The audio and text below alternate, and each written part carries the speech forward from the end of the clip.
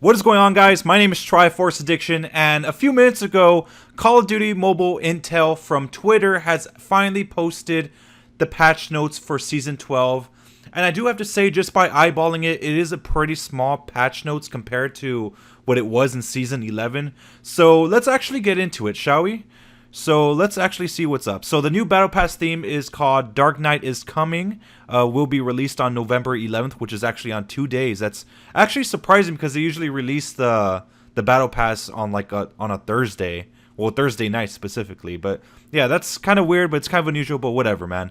So premium new epic characters and epic blueprints. Stay tuned. Of course, that's going to be updated later on.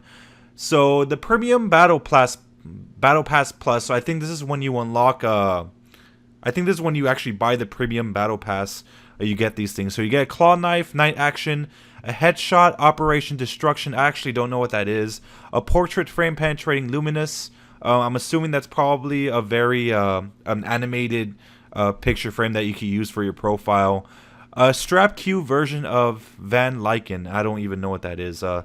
So I'm just gonna have to see it for myself because I don't even know what most of this stuff is talking about right now. So free rewards that are free: a new prototype SMG, the AGR 556, a fully automatic SMG with a high rate of fire and suitable for mid-range combat. So I was right. Well, a lot of people were right that the AUG for Modern Warfare is going to be making its way into this game. It's going to be sporting pretty much kind of like a bridge between the SMG and the assault rifle category. So it's going to be pretty good in mid-range combat. And it does have the 5.56 ammo conversion that it did have in Modern Warfare, which pretty much turned it into an assault rifle by adding more power for the bullets. So the new ultimate skill, the bulletproof shield. So the bulletproof shield actually came from Black Ops 4. It was meant for, I think, the Ajax specialist. And you were able to protect yourself while shooting just like a bunch of enemies. And it was pretty cool. I honestly did like it at the time. But, you know, at the time, it ended up getting nerfed, guys. It ended up getting nerfed, but it was still a pretty cool specialist nonetheless. So the season mission rewards a brand new prototype pistol, which was, I was actually right in my, I guess, my leaks video that basically the Desert Eagle is going to be making its way into this game with pretty much high destructiveness and low stability. So yeah, it's going to be a pretty powerful pistol, much like the revolver, but probably a little bit stronger and hopefully capable of one-shots. So there's a new Battle Royale for all you Battle Royale players out there. There's a new class that says Refitter, gives the team armor packs, which can increase the bulletproof ability after being picked up by the teammates. So yeah, this can actually be a pretty useful class setup for people who play Battle Royale. I don't know, just by eyeballing it. I don't really play Battle Royale, so I don't know. So let's actually get into the nitty and gritty stuff. So the multiplayer update. The new random annihilation night battle mode. I think that's that's the night battle mode where everything's night vision. So yeah, I think that's what they're going to call it. I think that's what the playlist is going to be called. Put on night vision goggles, annihilate the enemy in the dark, and try to survive in a dark world. Applicable maps: Crash Landing, Above the Peak, and Hackney Yard. So I'm assuming Crash Landing and Above the Peak are going to be night versions of Summit and Crash. So new Attack of the Undead, or the Attack of the Dead, sorry. Night battle mode, they're going to have a night vision mode as well for that. Midnight is the time for the dead. How can the living survive till dawn when the sun sets behind? Applicable maps: Crash Landing, Above the Peak, and Hackney Warehouse. So basically the same thing for the multiplayer version of night mode, I guess. So the new multiplayer map, which actually should have been in Season 11, but I don't know why they moved it to Season 12, probably for this specific reason. So the Hackney Warehouse is going to be making its way, of course, obviously.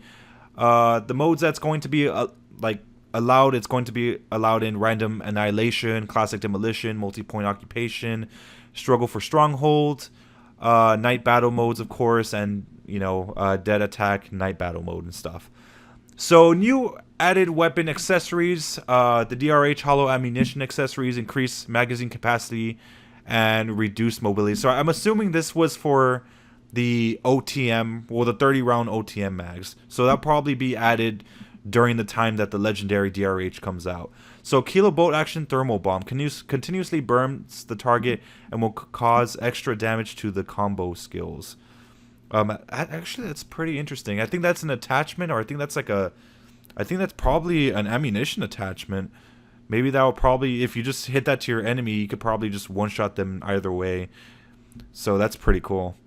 So the multiplayer mode, the adjustments that we've all been waiting for, of course. Let's actually get into it. Improve the accuracy of bullet scattering when cordite is opened. I don't really get what that one means. I'm assuming that they just increased the accuracy of the cordite just to make it a little bit more reliable in battle. So this one was an improvement that I wasn't really expecting, and knowing that the Razorback is already a good weapon as it is.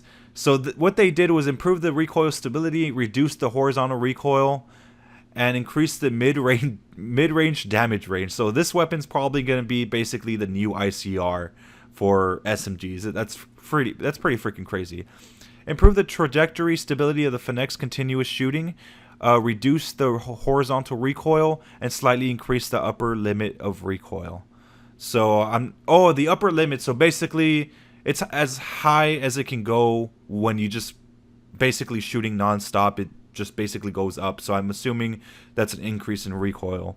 So increase the damage of the AK-117 to the upper body and strengthen the mid-range compatibility. So I have been using this weapon a lot as of recent, so I can't wait to see how this weapon fares in this new update. So I'm assuming this is going to be coming out pretty soon. So yeah, we're just going to wait for that. Optimize the trajectory of the BK-485 and improve stability. So the BK-57 actually was a gun that not a lot of people use now, and I'm happy to see that it's coming, like it's going to be improved, because like the recoil pattern was very unstable for some reason. Sometimes it'll just like go side to side, sometimes it'll go up and down. It was really like inconsistent, but I'm glad that they're fixing this. So the KRM 262 is going to get a reduced amount of range, because like this thing could literally one shot halfway across the map, and that's freaking crazy. They're also reducing the damage distance for the Buy 15 as well as for the Echo. So no more Echo spammers out there. Well, I'm assuming there probably will still be there, like in shipment, but like in other maps, no way. Reduce the duration of the Shadow Blade and increase the energy required for use. So I haven't really been killed by the Shadow Blade a lot, but it was really annoying during shipment. So I'm glad it's kind of getting a nerf for that. Reduce the duration and deformation shield, and increase the energy required for use. So I'm assuming this is the one that basically a lot of people use in ranked, especially for objective game modes. The one that has that little radioactive stuff in front of it, so you can't really just go up ahead in front of that shield. So yeah, that's a pretty good change, just to just like increase the time it takes to actually unlock it. So throwing weapon damage will cause additional damage to the deformation shield, and the electromagnetic pulse can directly destroy the deformation shield. Okay, that's pretty cool.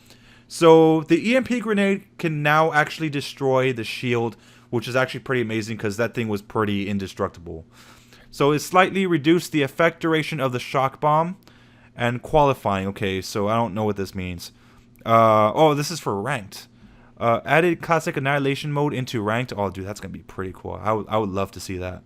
Increase the points for winning the strategy for stronghold mode and multi-point conquest mode. Okay, so yeah, just a little bit of improvements for, I guess, ranked as well as battle royale and multiplayer. So yeah, these are pretty much the patch notes. You guys could check it out for yourselves. I have a link down below. It's not much, it wasn't as much compared to season 11, but it's still pretty much something.